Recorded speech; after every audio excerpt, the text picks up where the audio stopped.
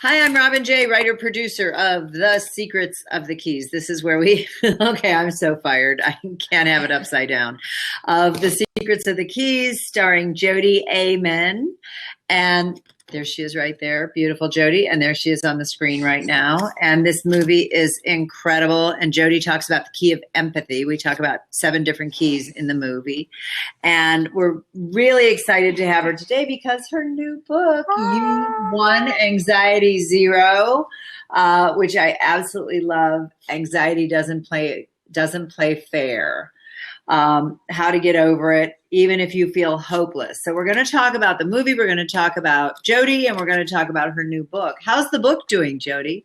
It's doing really well. I'm just so touched and honored with how people are responding to it. Most importantly, that they're getting better. Like they feel so good after struggling for so long. And so that's the most exciting part.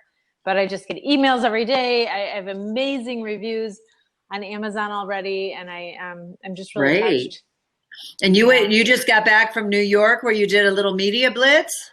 Did a little media blitz. I met with some editors from some magazines and some blogs. And so, that takes a while to all come out, but it was really great meeting some awesome women who've done some awesome things in their life. And I don't know, everything's just an experience. What's the one comment, not about the book, but about anxiety that seems to resonate the most with people? Are they just feeling overwhelmed? Is it the technology? Is it the family? Is it you just being pulled in so many different directions? What's the number one cause of anxiety today? Well, I think it's doubt. I think doubt is insidious in our culture. There's a lot of different reasons for that. For that, we have these expectations to be young and beautiful and perfect and smart and rich. And we've all. You mean we don't have to be? We don't have to be. But we have all these expectations which really build us up. And we think that there's these standards that we have to live up to. And they're pretty evasive. And we're like, okay, I'm not positive how to be as cool as I should be. And so I have to be really cool to exceed that. Or I don't know, I have to be perfect, but I don't know what perfect is. We can't define it. And so we try to be more perfect. And we can't, we fail anyway. All of these things are too outrageous and high and unrealistic and not real, So that causes stress and anxiety? It causes doubt, and doubt causes stress and anxiety. When we have doubt, we're confused, we're uncomfortable. If we don't trust ourselves, then our anxiety goes up through the roof. It's a biological thing. Like in history, if you're uncomfortable, if you're confused, if something seems strange, your brain is going to trigger those hormones, those flight or fight hormones, because those are kind of situations where you might be in danger and you need to assess that situation. But we get the feelings before we assess the situation. Obviously, we're safe now, but we're so uncomfortable all the time because we think that we're not good enough, not smart enough, not cool enough, not pretty enough, not young enough. So how do you overcome that? How do you, it was funny. I was just talking to my mom yesterday about why can't we be this confident when we're 30 or 40? That would be like that would be perfect. The ultimate combination, because it takes so much of life to where we finally, and some people probably never do get to where they're super comfortable or confident about who they are and what they do. You have to accomplish some things. You have to take care of yourself, all of the different areas that you mentioned, physically, beautifully, professionally, your home, everything else that makes up your life, your relationships, your friends, your family, to have all of those things in alignment and feel good about most of them. Why can't we get that sooner? I would have been a badass at 40 if I had felt about myself the way I do now. I know. And I think that's why, we have to spread the message to the younger people, because they're so caught up in the chaos of life and the chaos of feeling judged and feeling like there are these expectations and really worried that they're not making it, that they're so caught up in that chaos, they don't take a step back and kind of see it for what it is. And so it takes, us, we have to give those messages to them. And there's those memes like the letter to my 13-year-old self. Like, yeah, we see so much in retrospect. So much that we thought was so important then that we just thought meant the world. Right. Anything. And yeah, we wish we could go back to our younger selves and tell that story and help them understand. And I do write, I don't know if you got to it, but in the book, I do write a letter to my 13-year-old self. And wow, I got so much out of that, but it really struck me with how much, we don't know. And so I'm so committed to sharing this message with young people that these are standards that are outrageous and ridiculous, and they come from cultural discourses, and they're not real. We don't have to worry about them. And you could, you're perfect just the way you are. You're awesome just the way you are. We keep thinking of our deficits, and we see our deficits all the time in our face, and we never celebrate the good, awesome things that we do. We don't even notice those things, but we're all doing them.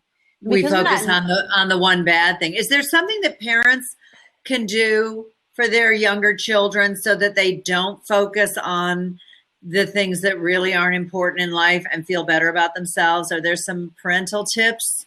Yeah, I always advise parents. I've worked with parents for 20 years, but I always advise them to particularly, compliment their children for their particular skills, skills that they have, because we want those skills to be noticed. And if you have someone in your life that's hurting or they're upset about something, this is also, you could do the same thing in these situations.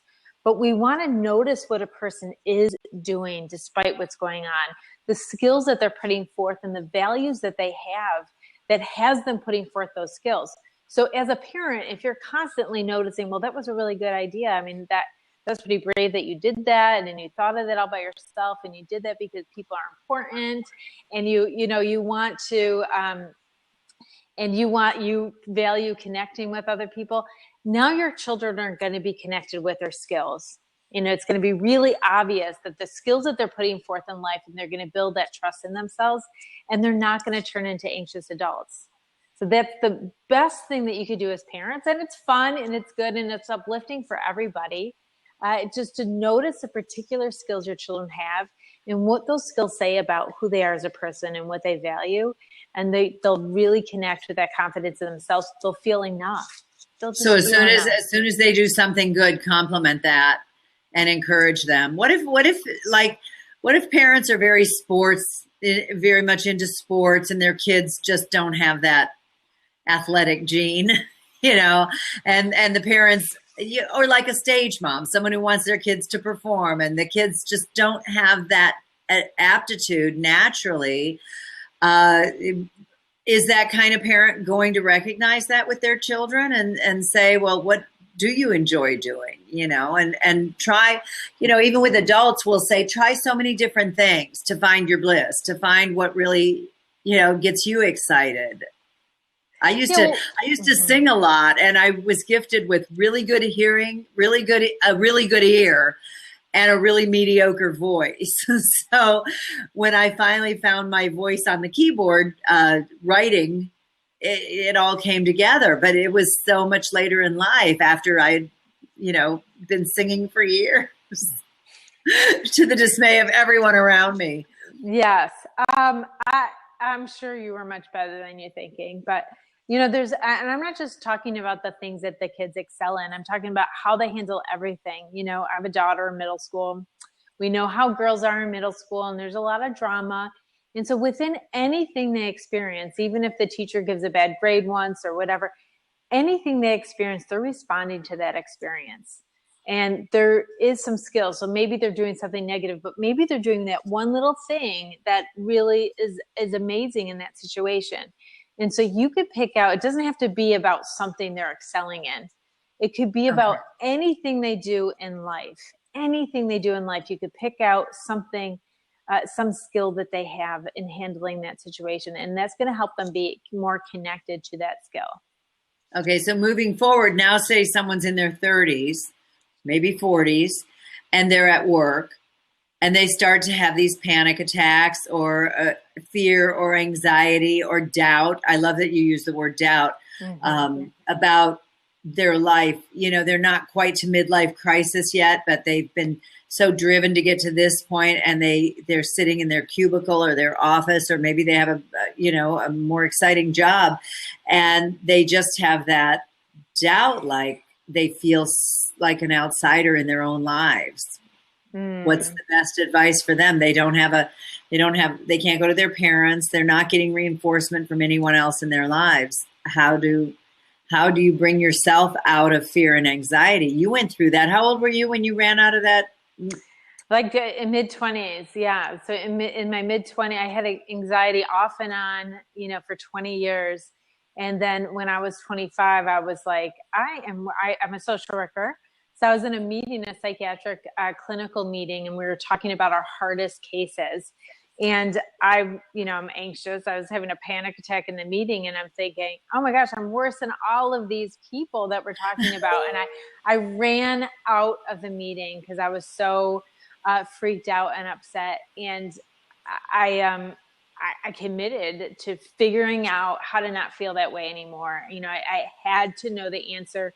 I had to get myself out because I wasn't being a good wife and mom or anything, this way. And I was suffering so intensely. Like I know so many people out there are suffering, you know exactly how I felt. And you determined to find the way out. So clawed my way out of it. What started your anxiety? Was there something maybe when you were a child that? Oh yes, yes. When I first learned what death was, when I first understood, I was 5. And it was February, and we were learning about the presidents like Lincoln and Washington and some, kid program. And I asked my father where the presidents are now. I was 5. I didn't even know, thank goodness. I mean, I didn't have that and tragedy early in life. And so I didn't know about death. And when I found out that people die, I really flipped out. It was so overwhelming and upsetting and out of control to me. It was the out of controlness, I think, that took me under.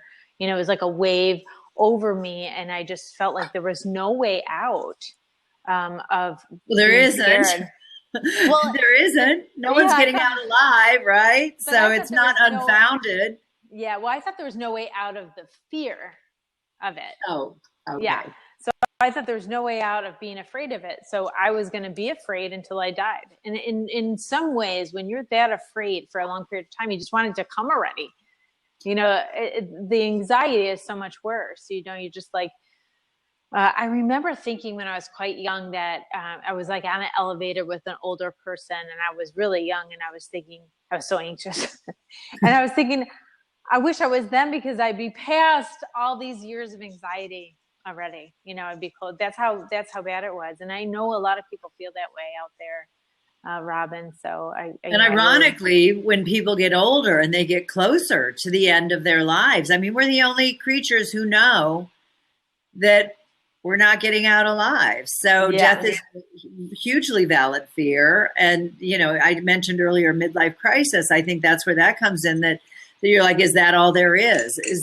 Am I doing all I can, with my life? Because by the time you're 50, you realize it's over in a heartbeat, and you wasted so much time on things that weren't important, and the anxiety that comes with that, and the fear of getting older. I even see it with myself. My mom's 86, and I go and help her every weekend and take her shopping, and everyone in the grocery store in her neighborhood in Sun City is like her. They're kind of shuffling. They're not spry anymore. They're arthritic. And I look at some of them. My mother's meticulous and her hygiene is great. But there are a lot of older people, and you see their hair hasn't been washed. They're probably afraid of falling in the shower. So they stop taking good care of themselves because they're just living in fear. How do you counter that?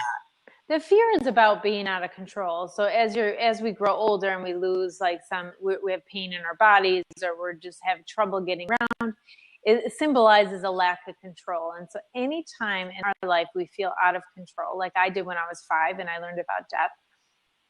And then I did when I was having panic attacks all the time. I felt completely out of control, that they came and went at their will and I had no way to stop them. And so that feels so out of control. And that's what feeds anxiety in our life, that sense of out of control. So older people feel out of control because their body is changing and they're getting closer. But so the key to, at every age, the key to addressing your anxiety is to realize that we have control. Just like I said we're always focused on our deficits. We really are ingrained in our culture to look at those negatives, to look at the things that we have no control over, and to be really freaked out by them. But the reality is that we have 100% of control over the one thing that makes or breaks our life. So we have 100% of control over how we respond to situations. And how we respond means 99% of how we feel. So all these awful things could happen to us. And that only accounts for like 1% of how we feel. But how we think about it, how we think about ourselves after it. So if we experience trauma and then we think about it as like we're a victim, and we think about it as, why did that happen to me? Why did I let it happen to me? And all the self-blame that we do, and all the it's not fairs that we do. And we get really caught up in that story, and that's our response. Mm-hmm. Or we could say, wow, we could respond in a totally different way. We could say, that had nothing to do with me. That was this other person's big, huge problem. And I just happened to be there. And it was really unfortunate. It was not okay. It happened. It was not okay, but it doesn't have to define me, because this wasn't about me. So that's a totally different kind of response. And that's what's going to make or break your life. That's what's going to make you happy or sad or anything in the middle, is how you respond. Then what you do, you connect with other people, you help other people, you contribute to the world. This is what's going to lift us up and make us happy in the world instead of anxious and sad. So if we stop looking at all the things that are out of our control, and we realize we have 100% of control over the thing that matters, then we won't be anxious at any age. And this is what we have to teach our kids and our young people and people our age and people older. I mean, it's good at any age. Mm-hmm. I wanted to ask you, I know that you specialize in narrative therapy, mm-hmm. and that's the best way to get someone through a crisis or panicking. Would you explain what narrative therapy is and why it's so much more effective than so many other types of therapy?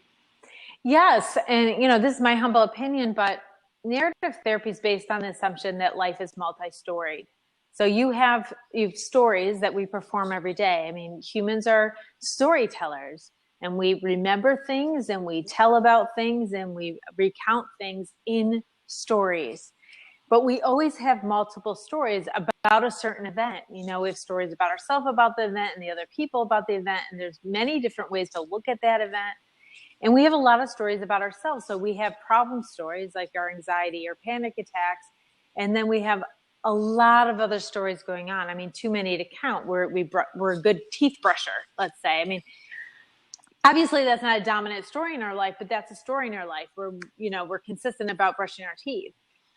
So there's these other stories about loving to connect with people and being really thoughtful, and they get subjugated by this problem story. And so narrative therapy seeks to break down the constructs of that problem story. Like it's been constructed because of things that happen to us and the way we think about them. And so narrative therapy breaks that down and breathes life into these other stories that are already there.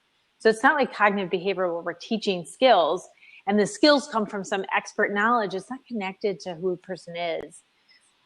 But the skills that come out in narrative therapy are skills that are in that person's life already, that we've breathed life into, that we've discovered that's already in their life. So they have this connection to it, and mm-hmm. they also are connected with themselves around it.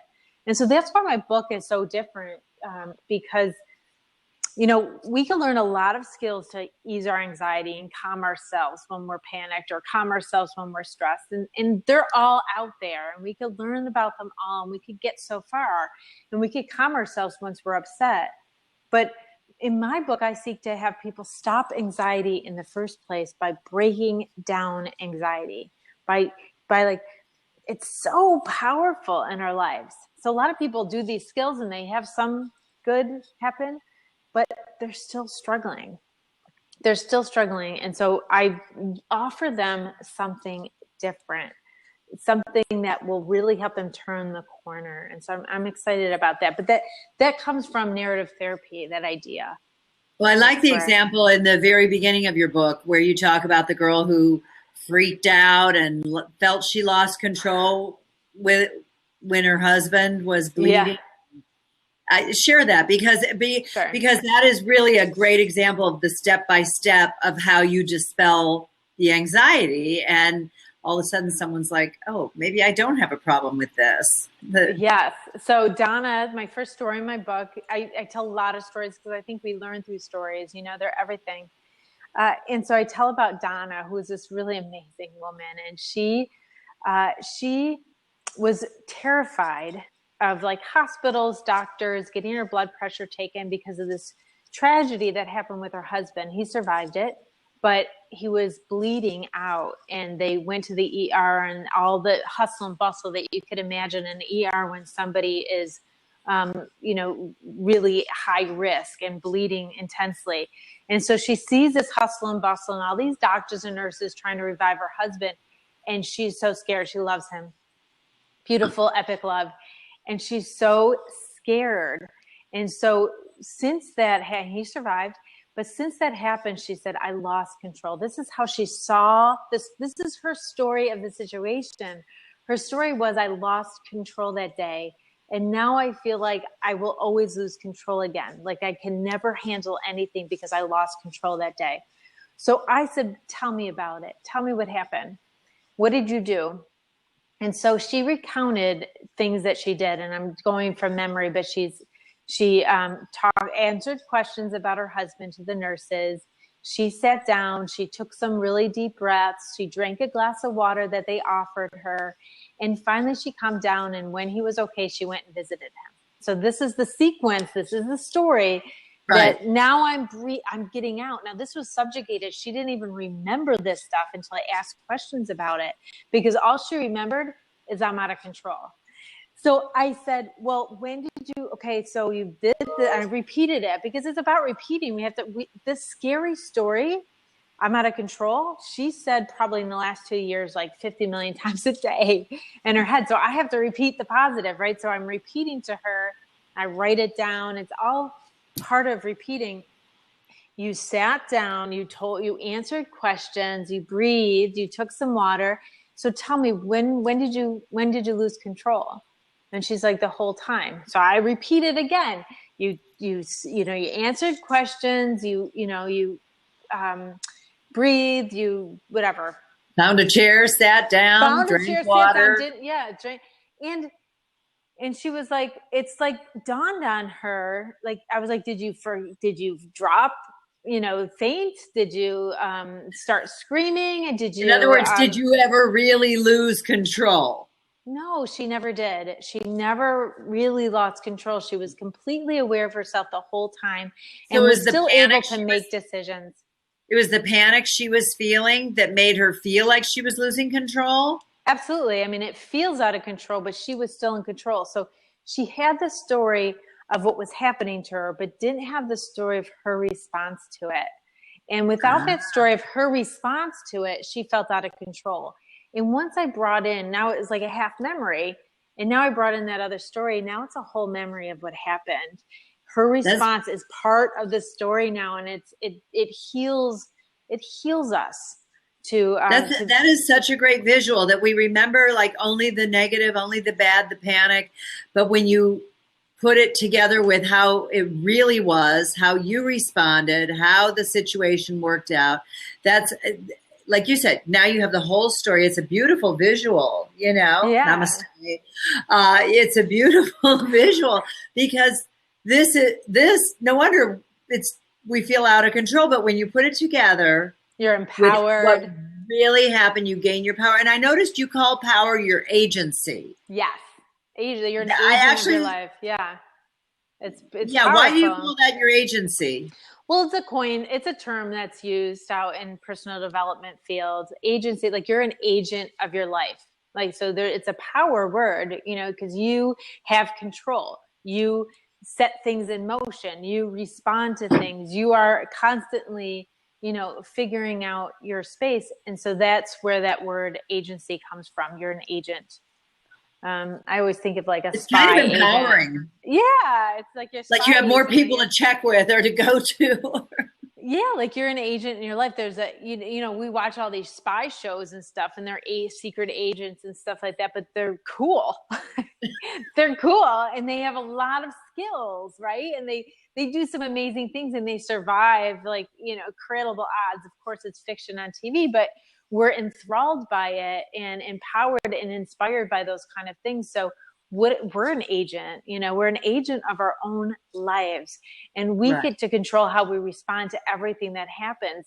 And I work a lot with people who've experienced trauma, and we do the same thing. I mean, they only have a half memory of their trauma oftentimes, and the symptoms and the effects of that trauma is so huge on their lives. They have flashbacks, they have a lot of anxiety, a lot of self-doubt. And so if we go back to situations and look at their response, then they're going to have a whole memory about what happened to them, and that it just changes everything. They stop having flashbacks. Their anxiety goes down, and it's really a beautiful thing. Well, I've mentioned to you before, I was burglarized. They broke into my home, smashed a window, came in, and the alarm went off, and they chased them out. So thank goodness they didn't get, you know, my computer or anything else that I had that I would have been very upset. But they were in my closet. They were in my guest room. They were in my bathroom. And then CSI came in, which I don't know which was worse. The black fingerprint. It's not like on TV at all. They made a mess. And so if I try to think about the other side, and you're talking about control and both sides of the story, and I'm like, okay, I'm fine. I replaced the window. They didn't get anything that was lasting. Nothing was too damaging. I responded okay. I had the alarm. The police came. So is that what I should focus on, so that the times when I think I hear a noise, because it really has undermined my peace. It's my sense of calm and peace. So I'm thinking, you know, it's easier to say, picture both sides of the story, but this is not even something where I ended up getting hurt or attacked physically. So the people that have something that's even more traumatic, where they did lose something precious, they did, and in my defense, I put my dog down that day. So I did lose something precious. So I associate that with that. Mm-hmm. So it was a very traumatic day for me. But what's the first thing someone can do, or the second or third thing that they can do to get to where they feel that they can reclaim that peace and that calm, like in your title of your book, You Won Anxiety Zero, win your freedom back from fear and panic to keep calm in a crazy world. That's, how do you keep calm when you are in a crazy world? What are the steps to take? I think just noticing your personal agency, and I break it down. It's a concept that now I think it's becoming more and more to light and in the media. But when it's a new concept to you, you're like, what? Because it challenges what we've thought for so long, that we had no control, and that things happen, and and they're awful, and there's nothing we do about it. But if somebody is, if somebody's out there listening and they've experienced something hard or some abuse, even if it's like peer abuse or some bullying at work, I mean, any of it affects our heart, our body, our soul. Like, it just affects us. It's just hard to be degraded in any way. So it could be really severe when you were young or anything. And I think part of our, that self-blame piece is just a big piece that really distracts us from seeing the good in ourselves and seeing our agency.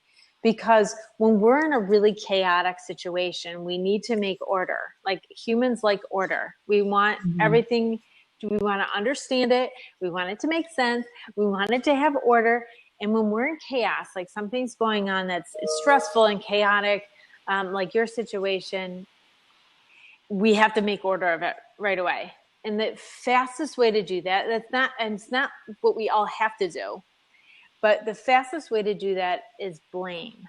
Blame is the fastest way to get order. So if we're really young and vulnerable and something happens to us that doesn't make sense, because parents are not supposed to do that, we blame ourselves, and that's where that comes from. And to understand that in a way, I mean, I think it's really powerful for people because they don't know why they blame themselves, but they do blame themselves.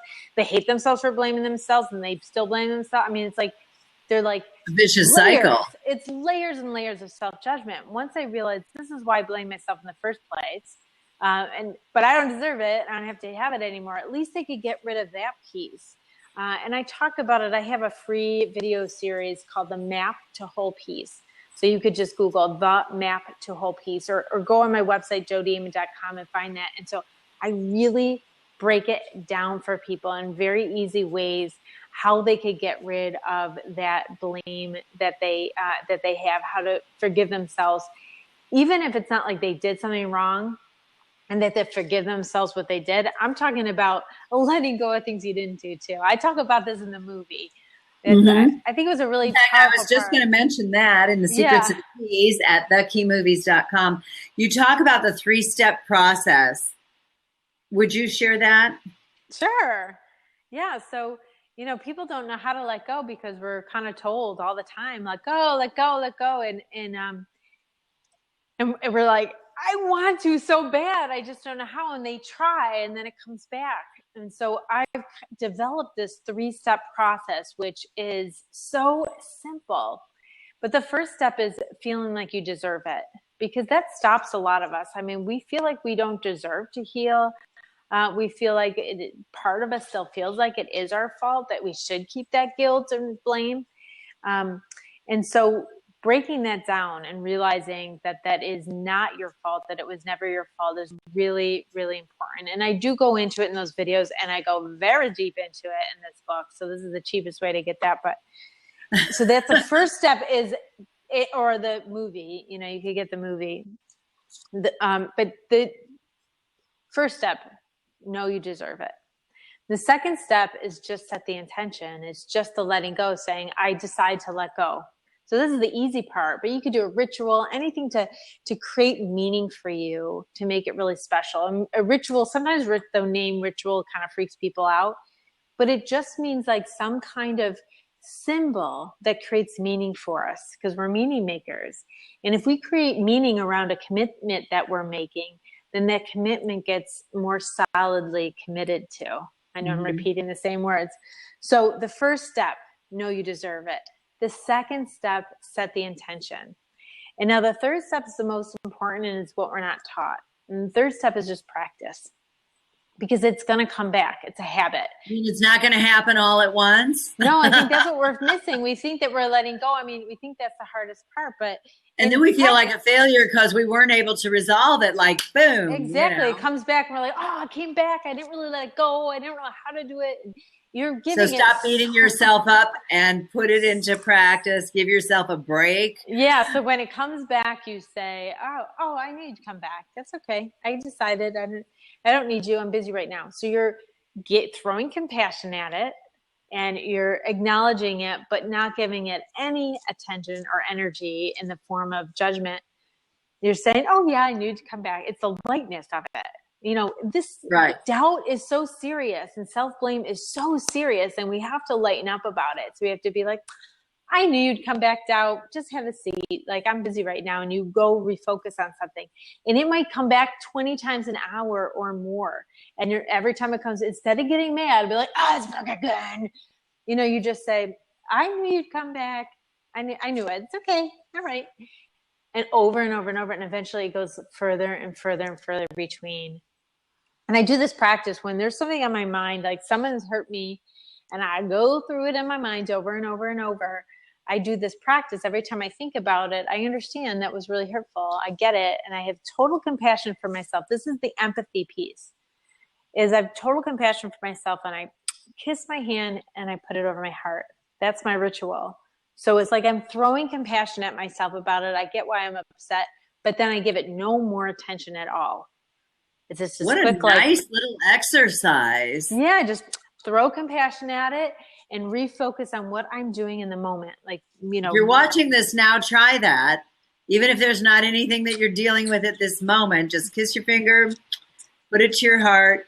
Just the gesture has so much power to help you free yourself, give yourself a break. And I really love the way that you are just dismissive of the doubt. Yeah, I knew you'd come back. Go sit down. I'll deal with you later. Just be very light about it. It's just brilliant. It's just brilliant. We're wrapping up. What else did you want to share? I know what I wanted to ask you was about belief systems. That's so much of the I wrote some questions down for you. Sorry. A lot of the problems that people have with anxiety really stems from their belief systems, not just their early belief systems, but in all areas of their life. Go ahead. Everything is belief systems, right? Everything, all healing is changing beliefs. Physical, spiritual, emotional, mental healing. All we're doing in narrative therapy, that's all we're doing is we're changing beliefs. We have these beliefs that are constructed by the problems. We have the story, and the story is based on beliefs that we have. The story creates the beliefs create the story. And so to change that story, to reauthor a new story of our life, or to breathe life into a story that's kind of not gotten a lot of attention, we change beliefs, and that's how we heal. I'm not sure if that's what you were really asking, but are you talking about like spiritual beliefs, like what happens after we die and those kind of beliefs? Well, that sometimes our belief systems are what mess us up. Oh, definitely. And they may not be right. And I believe a lot of our physical ailments come from beliefs also, because you've seen a lot of, I don't know if you've watched any of this stuff, but there's a lot of spontaneous healing when beliefs change. And it's really powerful. And in my work too, I do work with people with physical ailments sometimes. And we do a shamanic journey to that ailment. And we ask what it's doing. And then we commit to doing that so it doesn't have to anymore. And you see some spontaneous healing, which means gallbladder stops hurting, just stops hurting, or, shoulder gets better or whatever, because the person is committing to take that responsibility. And they have to do it. If they stop doing it, the gallbladder hurts again, that kind of stuff. Yeah. So, but the belief system is what's the best way for someone to change their belief system, to realize they can break free from that pattern of negative self-judgment and fear and doubt? Absolutely. That's the best part, is that beliefs change. What happened to us doesn't change, but our beliefs about it, our perceptions, our understandings, and our meaning about it can change. And so sometimes we try to do affirmations, but we try to jump too fast. So we go from one affirmation, like I hate my one belief, like I'm not good enough, to like an affirmation, like I love myself. And it's too far of a gap. There's too much of a jump. And so it's not really it's not really changing a belief. And so what I do with people is we change beliefs gradually. You change them gradually. So you have one, it's like, I'm not good enough. And you have to go one little tiny step, but you have to be able to believe it. Like, it's possible. It's possible that other people see me as, I'm good enough about this one thing, so I see how it's a little teeny step. And so they do that affirmation for a long time, and then they develop it one more, and I outline it. Like, I go through this book is so practical, because I finally give the answers. I'm not just like, you can heal. Like, I'll show you how. No, it's really a how-to. And I have to tell you, it reads so well. And I, of course, hear your voice, your beautiful voice. I just love your cadence and your tone of voice when you speak. And so as I read it, I'm hearing you say everything. And you're so comprehensive in your descriptions and definitions of how to overcome the anxiety and the fear and really be able to live free again. So in wrapping up, what's the website that you mentioned earlier, or just your website? Well, my website's jodiamon.com. You could get anything from there. You could get all my social, where I am online. I have a lot of videos on YouTube for people, and so a lot of good free content. Great. We also have Jodi in the Key Movies, along with some amazing personal development experts, Reverend Michael Beckwith, Daniel Brinkley, Don Miguel Ruiz, Brian Tracy, Gloria Loring, John Assaraf, me, Catherine Brinkley. This is at thekeymovies.com. And then you can get Jodi's book at her self-named website, jodiamon.com. And any final words? No, I just want people to know how amazing they are, because they really, really are. People go through such hard stuff and they survive it. And I my hugest message to people is that they are already awesome. They're already awesome doing that stuff. If they survived this long in their life, they've done some incredible, incredible things. And if you follow me, I will keep reminding you exactly what those are. I'll tell you a lot of stories that you're going to see yourself in and realize that you are as awesome as I'm saying that you are. Thank you so much for taking the time today to talk. We're going to post this on Facebook and Twitter and on thekeymovies.com. I'll get a blog up hopefully today, maybe tomorrow or over the weekend, so that we can share this information with everyone. And again, the resource is right here in front of us at jodiaman.com, jodiaman.com. The book, there you go. Thank you. The book is amazing. Congratulations on it. I love that you posted the video of opening the box and taking out the first book. And it's so funny. Most new authors, they'll kind of smell it. Isn't that weird? Like, I don't know if we're looking for the old dittos in school, like it smelled like magic marker. It smells wonderful, but what's in it is fantastic. Good luck with the book. You're helping so many people. You should give yourself a pat on the back. Thank you. Your story, it's really amazing. Thank you so much for making the time to join us today. Thanks, Robin. Such a pleasure.